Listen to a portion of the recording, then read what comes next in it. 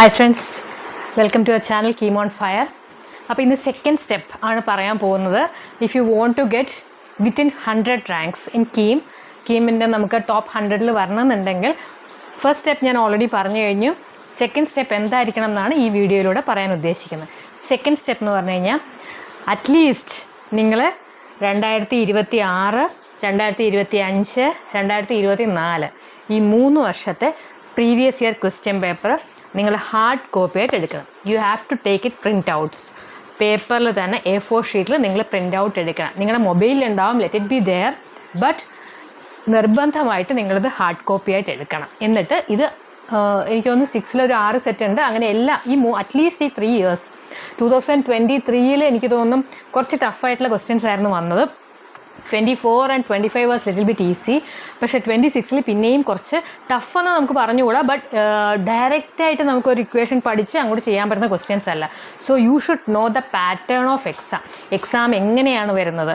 ഓരോ എക്സാം ചിലപ്പോൾ IIT JEE നല്ല മാർക്ക് നന്നായി പഠിക്കുന്നവരായിരിക്കും. പക്ഷേ ഈ പാറ്റേൺ ഓഫ് ക്വസ്റ്റ്യൻസും എക്സാം എത്ര സ്പീഡിൽ നമുക്ക് ചെയ്യണം എന്നുള്ള കാര്യങ്ങളൊക്കെ അറിയണമെന്നുണ്ടെങ്കിൽ നമ്മൾ ഇതിൻ്റെ തന്നെ ഏത് എക്സാമിനാണോ നമ്മൾ പോകുന്നത്, എന്ത് എക്സാമിന് പോയാലും ഫസ്റ്റ് സ്റ്റെപ്പ് ഈസ് ആ എക്സാമിന് എന്ത് രീതിയിലുള്ള ക്വസ്റ്റ്യൻസ് ആണ് വരുന്നത്, ആ എക്സാം പാറ്റേൺ. ഓരോ എക്സാമിൽ ഇപ്പോൾ കീമിൻ്റെ കേസ് പറയുകയാണെങ്കിൽ കീമിൻ്റെ പാറ്റേൺ എന്ന് പറഞ്ഞു കഴിഞ്ഞാൽ ഫോർ എക്സാമ്പിൾ ഇപ്പോൾ T1 ഉണ്ടാവും, ടെമ്പറേച്ചർ തന്നിട്ടുണ്ടാവും, T2 ഉണ്ടാവും. ഡയറക്റ്റ് അത് സബ്സ്റ്റിറ്റ്യൂട്ട് ചെയ്യുന്ന ക്വസ്റ്റ്യൻസ് ആയിരിക്കണം എന്നില്ല വരുന്നത്. പകരം ഒരെണ്ണം T1 ആണെങ്കിൽ നെക്സ്റ്റ് T2, അങ്ങനെയാണെങ്കിൽ what will B first T1 ഒരെണ്ണത്തിൻ്റെ എല്ലാ ഡീറ്റെയിൽസ് ഉണ്ട്, then T2. So comparative questions ആയിട്ട് ഫിസിക്സിൽ നമുക്ക് വരുന്നത്. കമ്പയർ ചെയ്യുന്നത് first one by second one, what will be the ratio, what will be the divided by അതെന്തായിരിക്കും, അല്ലെങ്കിൽ സെക്കൻഡ് വൺ എങ്ങനെയായിരിക്കും, അങ്ങനെ ഒരു കമ്പാരിറ്റീവ്. അപ്പോൾ ആ ക്വസ്റ്റ്യൻ്റെ പാറ്റേൺ നമ്മളത് പ്രീവിയസ് ഇയർ ക്വസ്റ്റ്യൻസ് നമ്മൾ കണ്ടാലേ നമുക്ക് എന്ത് ടൈപ്പ് ഓഫ് വരുന്നത് ശരിയായിരിക്കും. നിങ്ങൾക്ക് ഇപ്പോൾ ഒന്നും ഉണ്ടാവുന്നുണ്ടാവില്ല. നിങ്ങൾ അതായത് കീമിൻ്റെ ഒരു പ്രത്യേകത എന്ന് വെച്ചാൽ 11ലെയും 12ലെയും എല്ലാ ക്വസ്റ്റ്യൻസ് വരും. അതുകൊണ്ട് നമുക്കൊന്നും ഒഴിവാക്കാൻ പറ്റില്ല. ചില ഇനി ഒന്നും പഠിക്കണ്ടല്ലോ, 11th കഴിഞ്ഞല്ലോ, അങ്ങനെയൊന്നുമല്ല. 11th റിവൈസ് ചെയ്യാനായിരുന്നു എൻ്റെ first step. I think you have to do ഈ 12ലേക്ക് പോയി കഴിഞ്ഞാൽ യു മച്ച് ടൈം. നമ്മൾ 10th ലാസ്റ്റ് 3 months പഠിച്ച കുട്ടികളൊക്കെ, പക്ഷേ 12th അങ്ങനെയേ അല്ല. 12th നമുക്ക് ഒരുപാട് ഈ ലാബ് എക്സാംസ്, ലാബിലൊക്കെ ചെയ്യുന്ന കാര്യങ്ങളൊക്കെ it is new to you. So that will take time. Lab record എഴുതുക, ലാബിൽ പെർഫോം ചെയ്യുക, ലാബ് എക്സാം അറ്റൻഡ് ചെയ്യുക, ഇതൊന്നും നമ്മുടെ ഈ ഫൈനൽ എക്സാമുമായിട്ട് യാതൊരു ബന്ധമുള്ള കാര്യവുമല്ല. അതൊക്കെ ഉണ്ട്, വളരെ ചെറിയ കാര്യത്തിൽ അതിലൊക്കെ ബന്ധമുണ്ടെങ്കിലും കീമുമായിട്ട് ബന്ധമൊന്നുമില്ല. സോ നമുക്ക് ഇപ്പോഴാണ് പഠിക്കാൻ നല്ലതായിട്ട് സമയമുള്ളത്. നിങ്ങൾ അറ്റ്ലീസ്റ്റ് നിങ്ങൾ ആ ക്വസ്റ്റ്യൻ പേപ്പർ ഡൗൺലോഡ് ചെയ്യുക, പ്രിൻ്റ് ഔട്ട് എടുക്കുക, അതിൻ്റെ ഒരു ഹാർഡ് കോപ്പി നിങ്ങളുടെ കയ്യിൽ വേണം. അറ്റ്ലീസ്റ്റ് ഈ 3 ഇയേഴ്സിൻ്റെ എങ്കിലും ഒരുപാട് ക്വസ്റ്റ്യൻസ് നിങ്ങൾക്ക് കിട്ടും. അത് എപ്പോഴാണോ നിങ്ങൾക്ക് ഫ്രീ ടൈം കിട്ടുന്നത്, നിങ്ങൾക്ക് ഒരു ഫിസിക്സിൻ്റെ ഒക്കെ ആണെങ്കിൽ എല്ലാ ക്വസ്റ്റ്യൻസിൻ്റെയും ഒരു ഹാഫ് പോർഷൻ നിങ്ങൾ ഓൾറെഡി പഠിച്ചു കഴിഞ്ഞതാണ്. If you are preparing for 2027 കീമിലാണെങ്കിൽ നിങ്ങൾ 11th കഴിഞ്ഞിട്ടുണ്ടാവും. അപ്പോൾ നിങ്ങൾ ആ പകുതിയോളം ക്വസ്റ്റ്യൻസ് നിങ്ങൾക്ക് ചെയ്യാൻ പറ്റുന്നത് തന്നെയാണ്.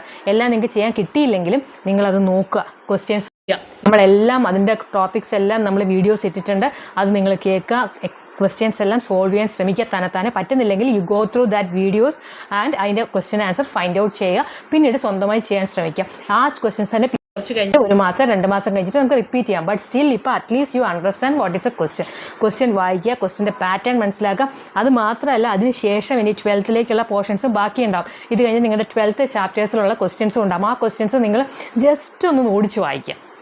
എന്തായിരിക്കും എനിക്ക് ചോദിക്കാൻ പറ്റുന്നത്. അപ്പോൾ ആ ക്വസ്റ്റ്യൻസിൻ്റെ ഒരു പാറ്റേൺ നമ്മൾ കണ്ട് വരുമ്പം നമ്മളിനി കോളേജിൽ അല്ല സ്കൂളിൽ പോയിട്ട് ഇനി പഠിക്കുന്ന സമയത്ത് അത് വരുമ്പോൾ നമുക്കത് സ്ട്രൈക്ക് ചെയ്യും. സോ ഇപ്പം നിങ്ങളത് ചെയ്യാനൊന്നും ശ്രമിക്കേണ്ട. 12th questions, 12th portions, but 11th problems എല്ലാം നിങ്ങൾ ക്വസ്റ്റ്യൻസ് വായിക്കുക. എങ്ങനെയാണ് അതിൻ്റെ പാറ്റേൺസ് വരുന്നത്, തിയറിയിലാണെങ്കിലും എന്തൊക്കെയാണ് ചോദിക്കുന്നത്, എവിടെ നിന്നൊക്കെയാണ് കൂടുതൽ പ്രോബ്ലംസ്, ഏത് സൈഡിൽ നിന്നാണ് വരുന്നത് എന്നൊക്കെയുള്ള കാര്യങ്ങൾ നിങ്ങൾക്ക് ആ ക്വസ്റ്റ്യൻ പാറ്റേൺ നോക്കുമ്പോൾ മനസ്സിലാവും. So this is my second step. If you want to get top 100ൽ എത്തണമെന്നുണ്ടെങ്കിൽ you have to do a dedicated, serious ആയിട്ട് കണ്ടിന്യൂസ് ആയിട്ട് സിസ്റ്റമാറ്റിക് ആയിട്ട് പഠിച്ചാൽ മാത്രമേ നമുക്ക് കിട്ടത്തുള്ളൂ. Questions are becoming tough and tough. വളരെ ക്വസ്റ്റ്യൻസ് നേരത്തെ വളരെ സിമ്പിളായിരുന്നു, ഇപ്പോൾ അത്ര സിമ്പിൾ എന്ന് പറയാൻ പറ്റില്ല. ഈ ടൈമിനകത്ത് അത്ര സിമ്പിൾ എന്ന് പറയാൻ പറ്റില്ല. സിമ്പിളാണ്, കുറച്ചുകൂടെ ടൈം ഉണ്ടെങ്കിൽ നമുക്ക് പിന്നെ ആലോചിച്ച് ചെയ്യാൻ പറ്റും. ഇപ്പോൾ ആലോചിക്കാനുള്ള സമയമില്ല. 1 മിനിറ്റിനകം നമുക്ക് ചെയ്യണം.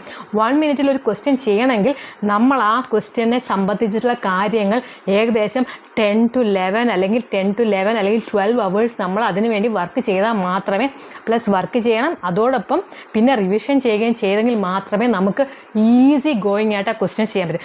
എല്ലാ ക്വസ്റ്റ്യനും നമുക്ക് 1 മിനിറ്റിനകം ചെയ്യാം, വളരെ ഒരു 10% ഒഴിച്ച്.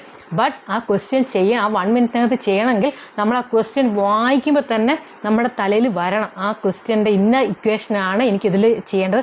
ഇപ്പോൾ എന്താ സംഭവിച്ചത്, 2-3 ചാപ്റ്റർ കമ്പൈൻ ചെയ്തിട്ടുള്ള കാര്യങ്ങളായിരിക്കും വരുന്നുണ്ടാവും. അപ്പോൾ ഏത് ചാപ്റ്റർ നമുക്ക് വിടാൻ പറ്റില്ല, ഇതിലെ ഒരു കാര്യം എടുത്തിട്ടുണ്ടാവും, അതിലെ ഒരു കാര്യം എടുത്തിട്ടുണ്ടാവും, അങ്ങനെയൊക്കെയാണ് ക്വസ്റ്റ്യൻസ് വരുന്നത്. So be careful. ഏത് രീതിയിൽ എങ്ങനെ വന്നാലും ചെയ്യുന്ന രീതിയിൽ നമ്മൾ you have to be very prepared. ഒരു എക്സാമിന് പോകുമ്പം നമ്മളെല്ലാം നല്ല പ്രിപ്പറേഷനോടുകൂടി പോകണം. ആ പ്രിപ്പറേഷനോടുകൂടി പോയാൽ മാത്രമേ നമ്മൾ വിചാരിക്കുന്ന എങ്ങനെയൊക്കെ ട്വിസ്റ്റഡ് ആയിട്ട് ക്വസ്റ്റ്യൻസ് വന്നാലും നമ്മൾ അപ്സെറ്റ് ആവാതിരിക്കത്തുള്ളൂ. കാരണം നമ്മൾ ഒട്ടും പ്രിപ്പറേഷൻ, ശരി എത്രമാത്രം നമ്മൾ പ്രിപ്പയർ ചെയ്ത് പോയാലും കുറേ ക്വസ്റ്റ്യൻസ് ഒക്കെ കാണുമ്പോൾ നമുക്കൊരു ഭയം, എക്സാമിനേഷൻ ഹോളിൽ കയറുമ്പോൾ നമ്മൾ അല്പം ടെൻസ്ഡ് ആവും. നമുക്ക് എത്ര അറിയാവുന്നതാണെങ്കിലും ചിലപ്പോൾ നമുക്ക് തോന്നും അയ്യോ നമുക്കിത് എന്താ ഈ ക്വസ്റ്റ്യൻ എന്ന് നമ്മളൊന്ന് അന്താളിക്കും. ബട്ട് നമ്മൾ നന്നായി പ്രിപ്പയർ ചെയ്ത് പോയി കഴിഞ്ഞാൽ നമുക്ക് കുറേ ക്വസ്റ്റ്യൻസ് എങ്കിലും നമുക്ക് അറിയാവുന്നതാണ്. നമ്മുടെ ചിലപ്പോൾ പറയാൻ പറ്റില്ല, ചിലപ്പോൾ എന്തെങ്കിലും ഡിഫറൻ്റ് ആയിട്ടുള്ള ക്വസ്റ്റ്യൻസ് ഒക്കെ വരാം, വളരെ ടഫായിട്ടുള്ള ക്വസ്റ്റ്യൻസ് വരാം, ചിലപ്പോൾ വളരെ സിമ്പിളും വരാം. അപ്പോൾ നമുക്ക് അറിയത്തില്ല ഏത് രീതിയിലുള്ള ക്വസ്റ്റ്യൻസ് ആണ് നമുക്ക് കിട്ടുന്നത്. പല പല ബാച്ചസ് ഉണ്ടല്ലോ, നമുക്ക് കിട്ടുന്ന ക്വസ്റ്റ്യൻസ് ഏത് രീതിയിലാണ്, ടഫ് ആണെങ്കിലും ഈസി ആണെങ്കിലും we have to be prepared. നമ്മൾ എന്തിനും പ്രിപ്പയർഡ് ആയിട്ട് പോയി കഴിഞ്ഞാൽ നമുക്ക് അവിടെ ചെല്ലുമ്പം കുറച്ച് കാം ആൻഡ് ക്വയറ്റ് ആയിട്ട് കുറേയൊക്കെ ക്വസ്റ്റ്യൻസ് നമുക്ക് അറിയാവുന്നതാണ്. കാണുമ്പോൾ തന്നെ നമുക്ക് ഇതൊക്കെ എനിക്ക് ചെയ്യാൻ പറ്റുന്ന ക്വസ്റ്റ്യൻസ് ആണ്, ഞാൻ ഇത് പല പ്രാവശ്യം പ്രാക്ടീസ് ചെയ്തിട്ടുള്ള ക്വസ്റ്റ്യൻസ് ആണെന്ന് കാണുമ്പോൾ തന്നെ നമുക്കൊരു ആശ്വാസം വരും. അപ്പോൾ നമുക്ക് കാം ആൻഡ് ക്വയറ്റ് ആയിട്ട് എക്സാം എഴുതാൻ പറ്റും. ടഫായിട്ടുള്ള ക്വസ്റ്റ്യൻ പോലും നമുക്ക് സമാധാനത്തോടെ വായിച്ച് നോക്കി, ചിലപ്പോൾ കോംപ്ലിക്കേറ്റഡ് ആയിട്ടുള്ളതൊക്കെ വരാം. ബട്ട് നമ്മൾ ഒട്ടും പ്രിപ്പയർഡ് അല്ലാതെ പോയി കഴിഞ്ഞാൽ നമ്മൾ ആകെ ചിലപ്പോൾ അറിയാവുന്നത് കൂടി നമ്മൾ തെറ്റിക്കും. ടെൻഷൻ കാരണം ഇങ്ങനെയൊക്കെ വന്നിട്ടില്ല, ഇതെനിക്ക് ചെയ്യാൻ പറ്റുമോ എന്നുള്ള പേടി കാരണം. സോ യു ഹാവ് ടു, ഇപ്പോൾ ഇനഫ് ടൈം ഉണ്ട്, you have got enough time. ഒട്ടും സമയം വേസ്റ്റ് ചെയ്യാതെ you have to take the printouts of at least 26 ക്വസ്റ്റ്യൻസും ആൻസറും എല്ലാം വന്നിട്ടുണ്ട്. അത് ഹാർഡ് കോപ്പി തന്നെ എടുക്കുക, 25 എടുക്കുക, 24 എടുക്കുക. എന്നിട്ട് നിങ്ങൾക്ക് അറിയാവുന്നത് എല്ലാ ഫിസിക്സ്, കെമിസ്ട്രി, മാത്തമാറ്റിക്സ് എല്ലാത്തിലും നിങ്ങൾ ഈ +1 പഠിച്ച എല്ലാ ക്വസ്റ്റ്യൻസും നിങ്ങൾ ചെയ്യാൻ ശ്രമിക്കുക. വെനെവർ യു ആർ ഗെറ്റിംഗ് ഒരു 15 മിനിറ്റ്സ് കിട്ടിക്കുക, നമുക്ക് 1 മിനിറ്റ് മതിയല്ലോ ഒരു ക്വസ്റ്റ്യൻ ചെയ്യാൻ. ഒരു 15 മിനിറ്റ്സ് കിട്ടിക്കഴിഞ്ഞാൽ at least you can do 5 questions എങ്കിലും ചെയ്യാൻ പറ്റണം. അതേമാതിരി എപ്പോൾ ഒരു 15 മിനിറ്റ്സ് കിട്ടിയാലും നിങ്ങൾ സ്ട്രോങ് ആയിട്ട് നിങ്ങൾക്ക് നന്നായി കോൺസെൻട്രേഷനോടെ പഠിക്കാൻ പറ്റുന്ന സമയത്ത് നിങ്ങൾ പഠിക്കുക. അല്ലാത്ത സമയങ്ങളിൽ U go through these questions. At least questions ഇങ്ങനെ നിങ്ങൾ ജസ്റ്റ് ഒന്ന് വായിച്ചാലും മതി, വായിച്ച് നോക്കുക. ചെയ്യാൻ പറ്റുന്നത് ബുക്കും പേപ്പറും പേനയും എടുത്തിട്ട് നമ്മൾ ചെയ്യാൻ ശ്രമിക്കുക. Whenever you are getting A little bit time, even in the class rooms, വീട്ടിലാണെങ്കിലും എപ്പോഴാണെങ്കിലും നമ്മൾ കിട്ടുന്ന സമയങ്ങളിലെല്ലാം ഈ പ്രോബ്ലംസ് എല്ലാം ചെയ്തുകൊണ്ടിരിക്കുക. ചെയ്ത് പഠിച്ച് നമ്മുടെ ആ ഒരു ഒട്ടും നമുക്ക് 2 രീതിയിലുള്ള മിസ്റ്റേക്സ് ആണ് വരുന്നത്. ഒന്ന് നമുക്ക് ഇക്വേഷൻ മറന്നു പോവാം, രണ്ടാമത്തെ നമുക്ക് ഇക്വേഷൻ അറിയായിരിക്കും, എല്ലാം അറിയായിരിക്കും, നമ്മൾ ക്വസ്റ്റ്യൻ വായിക്കാൻ നോക്കത്തില്ല. ചില ക്വസ്റ്റ്യനിലൊക്കെ ലാസ്റ്റ് പോയിന്റ് വായിക്കാതെ അറിയാമെന്ന് ചാടിക്കയറി ചെയ്യും. സോ അങ്ങനെയുള്ള അശ്രദ്ധയൊക്കെ ഒഴിവാക്കണമെങ്കിൽ ചിലയിടത്ത് നമ്മൾ പോയിന്റ് മാറ്റി കുത്തും, 10⁻³ തന്നെ പകരം 10⁻² എഴുതി വയ്ക്കും. അങ്ങനെയുള്ള സില്ലി മിസ്റ്റേക്സ് ഒക്കെ ഒഴിവാക്കണമെങ്കിൽ you have to do practice. നല്ലതായിട്ട് പ്രാക്ടീസ് ചെയ്യണം. ലാസ്റ്റ് മൊമെൻറ്റിൽ പോയി എല്ലാം ചെയ്യാമെന്ന് വിചാരിച്ചിരിക്കുമ്പോൾ നിങ്ങൾക്ക് ടെൻഷൻ കാരണം ഒന്നും പഠിക്കാൻ പറ്റത്തില്ല. സോ ഇപ്പോൾ എല്ലാം പഠിക്കുക, നന്നായി മനപ്പാഠമാക്കുക, ഇക്വേഷൻസ് ഒക്കെ നന്നായി മനപ്പാഠമാക്കുക. പിന്നെ പലത് തമ്മിൽ പിന്നെ കൂടുതൽ പ്രോബ്ലംസ് ചെയ്തുകൊണ്ടേയിരിക്കുക.